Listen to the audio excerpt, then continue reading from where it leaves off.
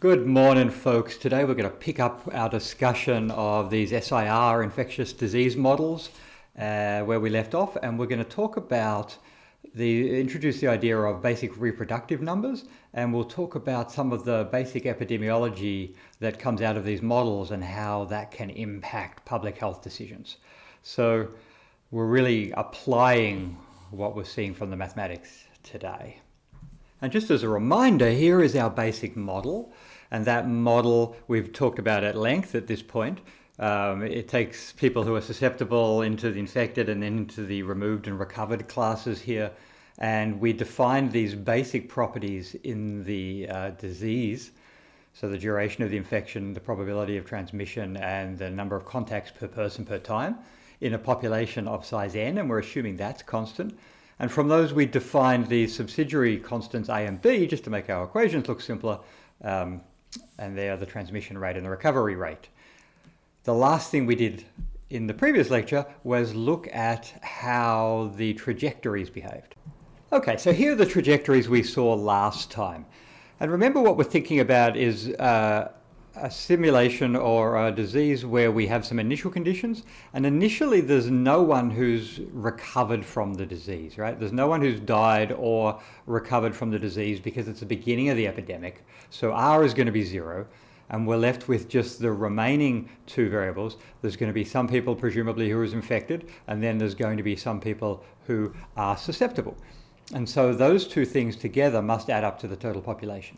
So we've divided the total population into susceptible and infected. And there are no recovered people. Well, that line along which I plus S is equal to N is the yellow line I've drawn here. Right? So our initial conditions start on this line. And what we essentially have is if we start, for example, if we started right here where there are no susceptible people, then everyone must be infected, and then the number of infected people is just going to drop to 0. Right? The number of recovered people is growing. But this isn't realistic for an infectious disease because, we're not going to start with everyone infected. We're actually going to start at the other end somewhere where hardly anyone is infected, so a small number of infected. The Y value here is really small, but the X value is large. We've got a large number of susceptible people. So most people are susceptible and a few are infected. And remember that the rate of change of S is minus A times SI. Right? So this is a negative A times SI. And that's less than 0. So S is a decreasing function for all time. So wherever we start, the number of susceptible people is going to decrease. And that makes sense if you think about the model, because my only choice is to move from susceptible into the infected and recovered. Not everyone might do that. That's a question we haven't answered yet. But that's the general flow in the model. And so the number of susceptible people is just reducing in time. So wherever we start on this yellow line, we're moving to the left, right? We're moving to the left on that picture. And what we discovered was there's a threshold. And that threshold value is when S is B over A, because that's the moment when the rate of change of I is 0, right? At B equals S over A, the rate of change of I is 0, and so our trajectories are horizontal lines. At that moment, we're moving directly to the left because S always decreases, but I is not changing, so we're moving directly horizontally at that moment when S is B over A. So wherever we start over here, we're going to move to the left and eventually get to the point where I no longer increases. Right? Because when S is bigger than B over A, looking at this equation, when S is bigger than B over A, then the rate of change of I is positive. So I in this region increases. So at the beginning of the epidemic, if we start over here, I is going to increase. The number of infected people is going to increase. The number of infected people is going to reach its maximum because the derivative is 0 when the number of susceptible people is B over A. And then after that, the rate of change of I is going to decrease again. So the epidemic in that sense is starting to die off because the number of infected people is decreasing with time. They're going to be different people, right? People are going to be infected, other people are getting better, but the overall number of infected people at any given moment is decreasing once we're on the left of that threshold. So that threshold's important. We'll come back to that. Two things I want to make a point about here that are really important. Notice that there is a maximum in the epidemic, but after that, I decreases. So wherever I start, I always move to the left because S decreases. And once we've passed this line, I will start to decrease. I is going straight down here, so I can't cross those trajectories. So the number of infected people must go to zero. Right? The number of infected people goes to zero as time gets large. I mean, I'm not talking about how long this time is going to be, but I know that as time goes to infinity, as time gets large, mathematically we say it goes to infinity, but we're just saying as time goes on in the epidemic, the number of infected people has to go to zero. So that means the epidemic comes to an end, right? This literally is an epidemic because the disease appears. If we start over here, if our starting value is to the right of that line, then the epidemic's going to get worse and worse, more and more infected people, but then it's going to go away. Right? The number of infected people is going to tend to zero. So the epidemic comes to an end. That's what makes an epidemic, right? That's the defining feature of an epidemic. This is not an endemic disease that hangs around. This disease is not going to be permanently in the population. The model says the disease goes away. Eventually there are no people left with this infection. So this SIR model describes an epidemic.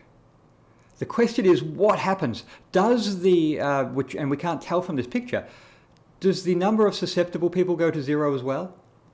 Because if the number of susceptible people goes to zero, if these trajectories move into the origin here, then everyone gets the disease, right? The model would be saying, if S goes to zero, that's the number of susceptible people at time t. So if that goes to zero, that means everybody gets sick. So the recovered people would go to N, the infected people go to zero, the susceptible people go to zero. Is that what happens? That's consistent with the picture here, but it's also possible that this trajectory goes down and hits the line there. Or maybe the trajectory goes off and hits zero there. We can't tell from this picture. We do know that every point along this line is a fixed point.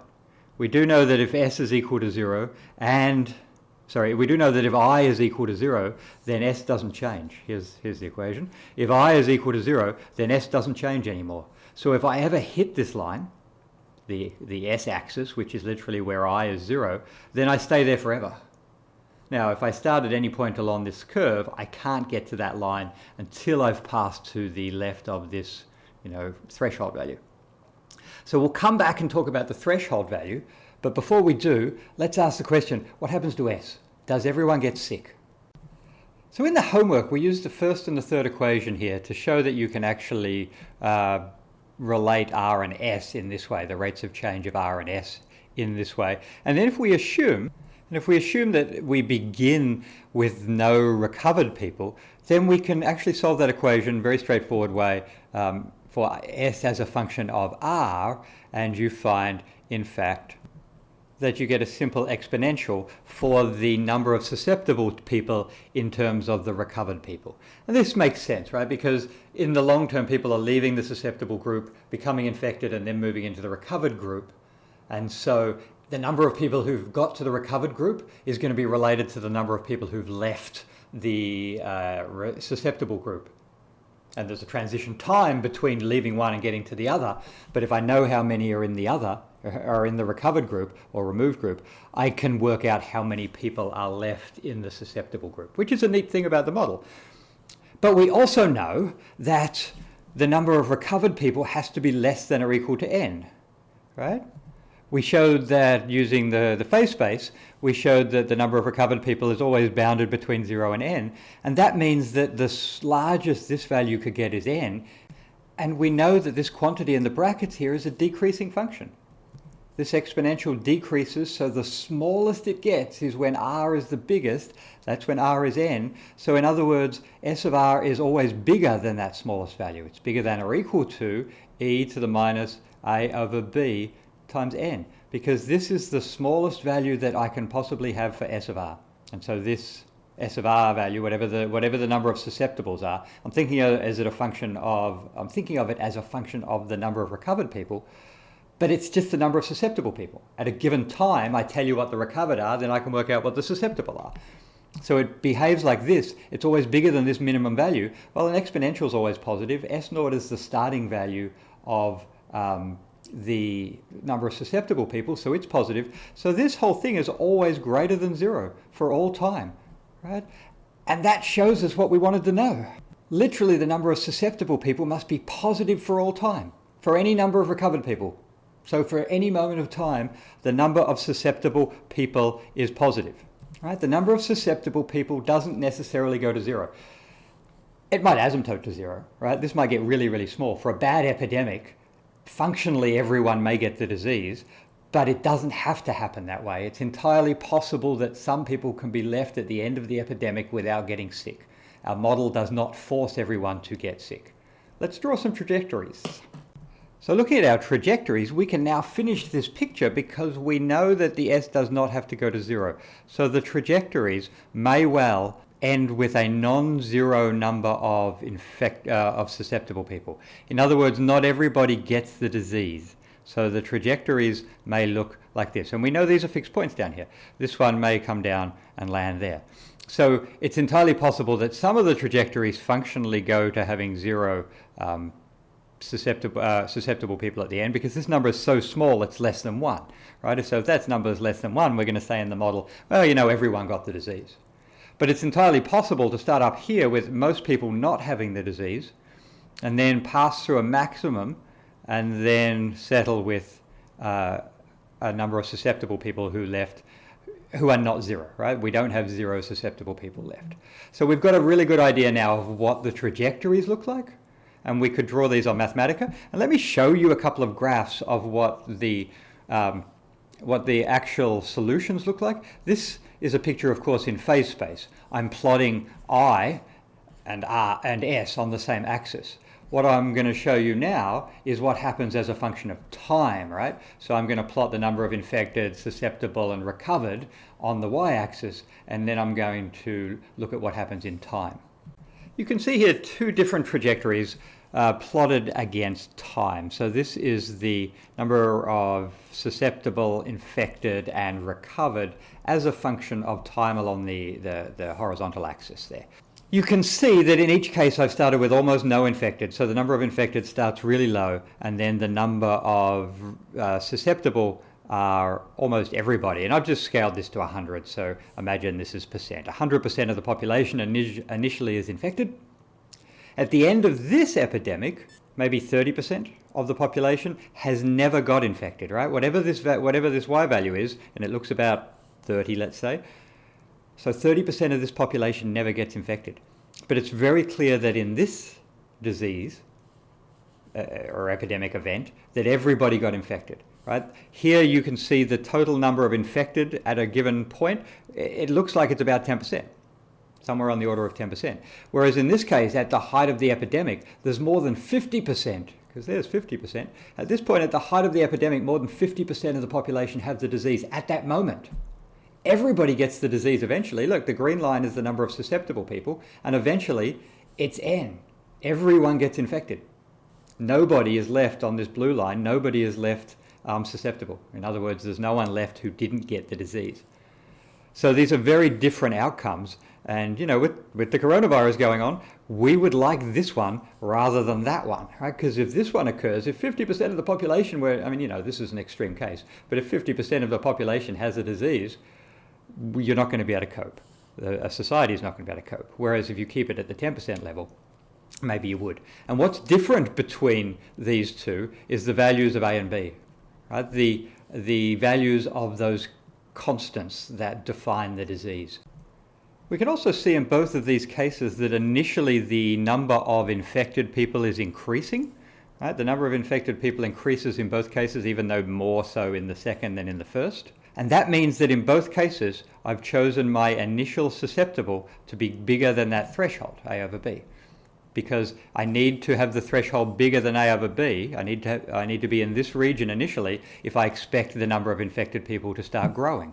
And that's what we see in both cases. So let's do one more where we see the number of susceptible people initially less than that threshold.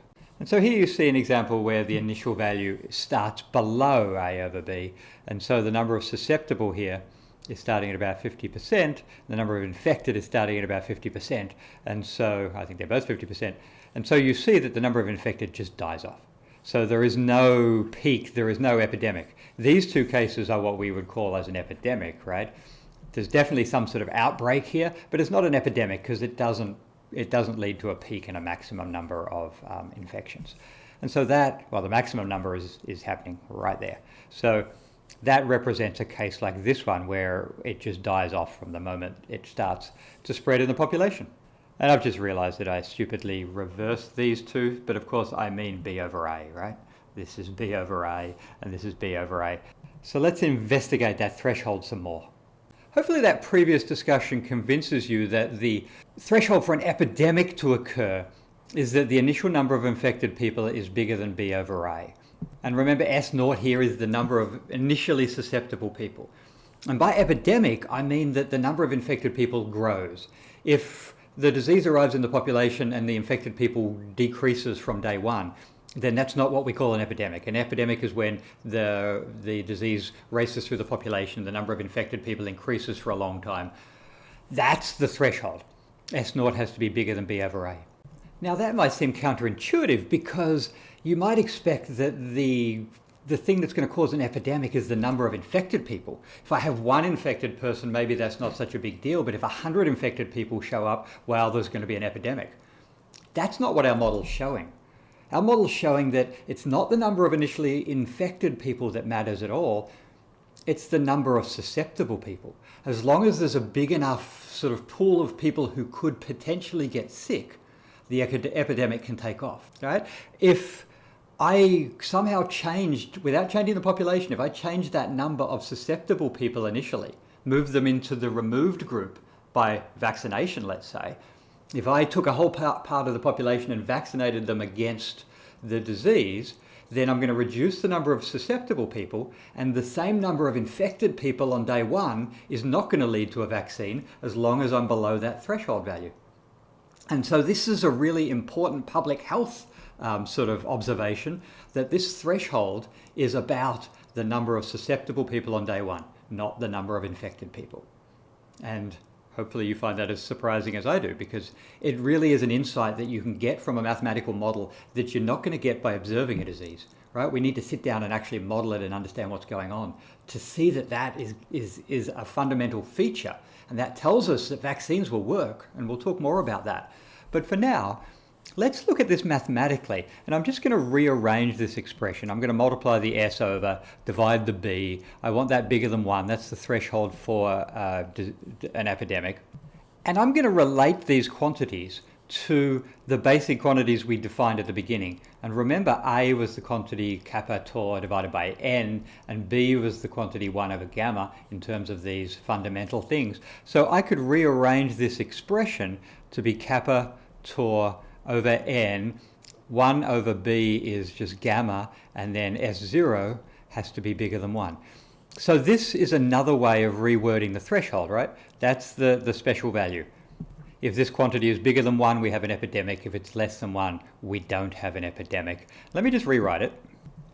I'm going to call this thing the effective reproductive number. I'm going to call it RE.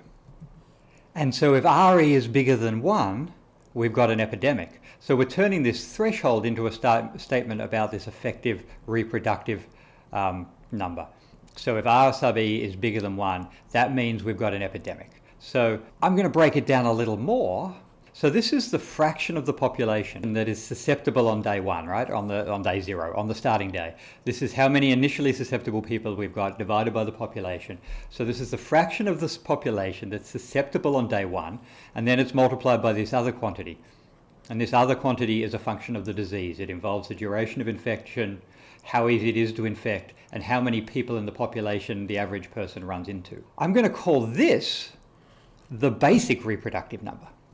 And so that's a function of the disease and the population, right? This is the basic reproductive number. And by reproductive here, I mean the ability of the disease to spread. This is about the reproductiveness of the disease. If the entire population was susceptible, in other words, S0 was equal to N, then this quantity in the purple brackets would be equal to 1, and those two are the same. So let me talk a little more about what they mean. So I've got the definitions here of the basic reproductive number and the effective reproductive number.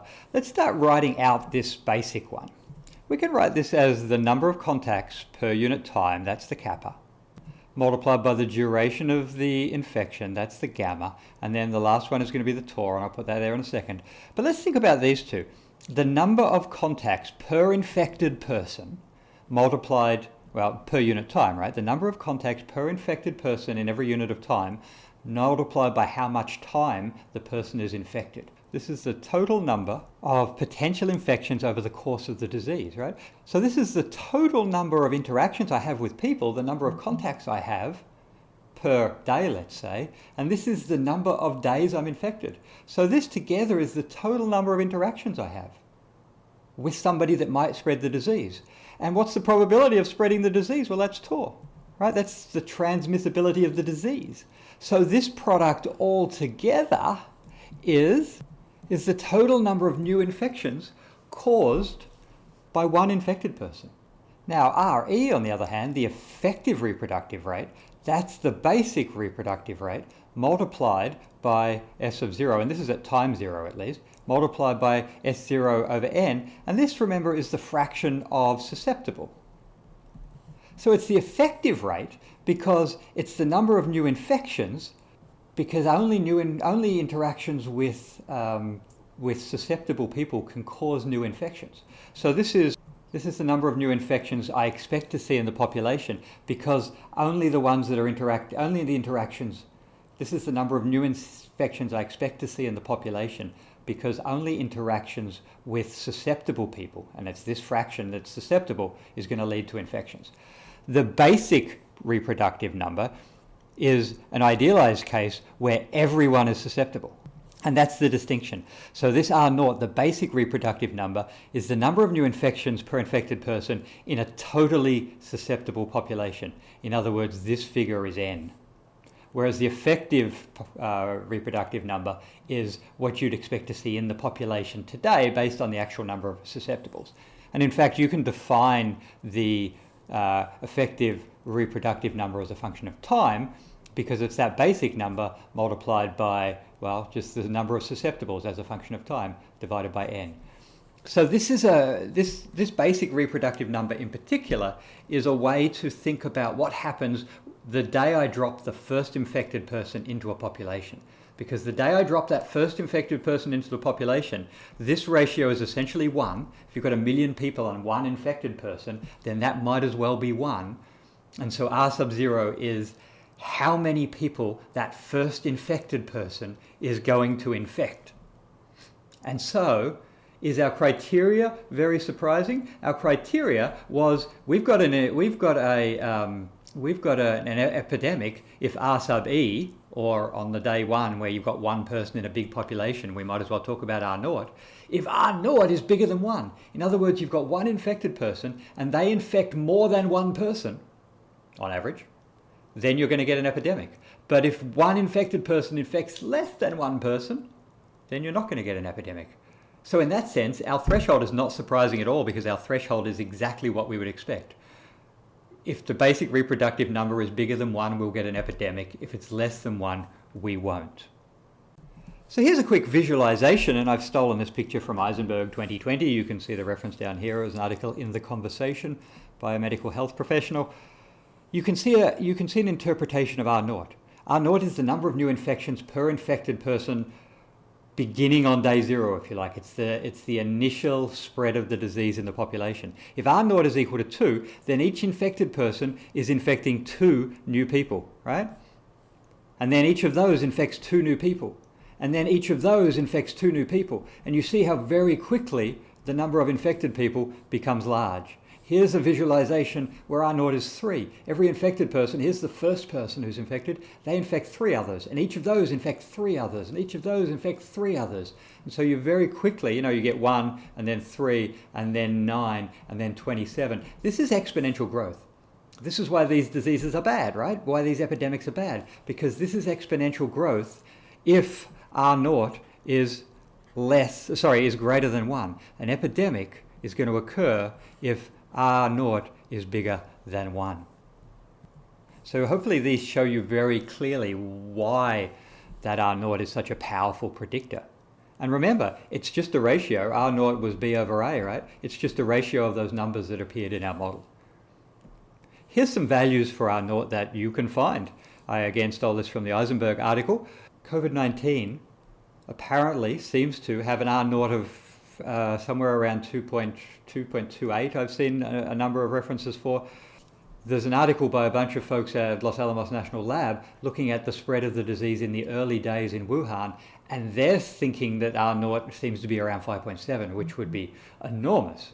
But 2.2-ish is bad enough. And to compare, I mean, you can see the common flu here varies between about 1.5, well, that's not the common flu, where'd it go? The seasonal flu is here, somewhere between 1 and 2, right? And that's going to vary because the flu is different each year, and so each sort of mutation of the flu is going to be slightly more or less prevalent. H1N1, for anyone who remembers that, back in 2009, that has about 1.5. So on average, each person who had H1N1 infected 1.5 people, and so that epidemic grows. Ebola is similar. There's some terrifying ones in here, like measles, between 12 and 18. So every infected person can infect 12 to 18 other people. So this is why vaccination is so important, right? Because if you want to hear a terrifying story, I recommend the podcast. This podcast will kill you by a couple of really entertaining and smart scientists, epidemiologists. One's a medical doctor in training. Well, they look at diseases and they think about the history, and they have a terrifying story about measles arriving in Fiji and killing half the population, because the R naught can be even worse for a virgin population. And that's what coronavirus is seeing right now. A population that's never encountered it before is going to experience an R naught which is larger than possibly next year. R naught will be smaller because we'll all develop some immunity and that kind of thing. Go listen to that podcast about measles. It's terrifying. One other thing while I'm talking about it, if you stop vaccinating, then you're creating a virgin population. Because after 50 years, let's say, of vaccinating, if a large portion of the population stops vaccinating, then they have got no immunity and no exposure because that disease has not been in the community. So we're creating the situation where, again, large numbers of people can die from outbreaks of things like measles or smallpox or polio, where those R naughts are really large. Okay, so we've seen how important R naught is for our epidemiology here. This is an essential predictor of whether or not we're going to get an epidemic in a population. Next time we'll talk about how you can lower that R naught value and how you can use vaccination to develop immunity, and we'll look at some more solutions of these kind of equations. So thanks for tuning in. I appreciate it.